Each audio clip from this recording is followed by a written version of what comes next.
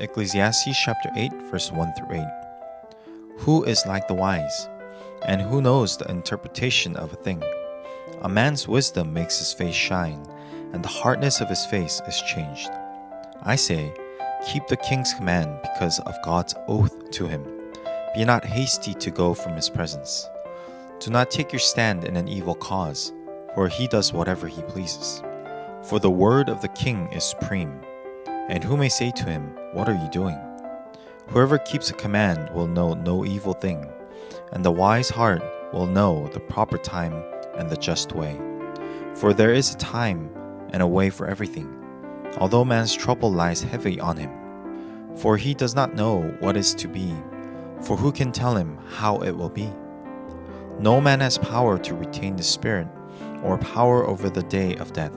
There is no discharge from war, nor will wickedness deliver those who are given to it.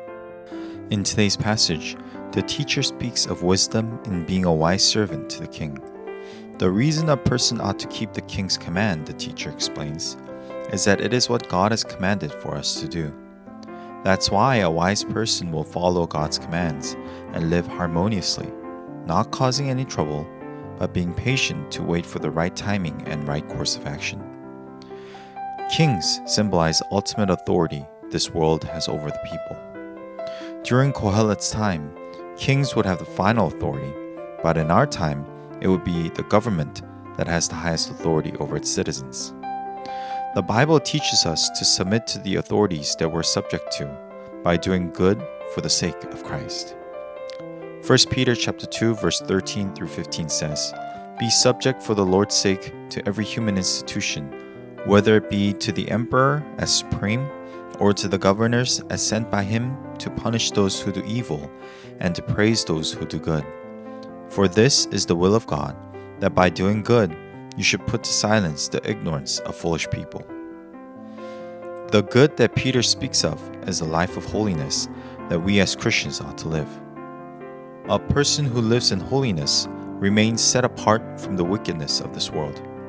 Therefore, the life of holiness shows the character of Christ in whatever situation a person may be in.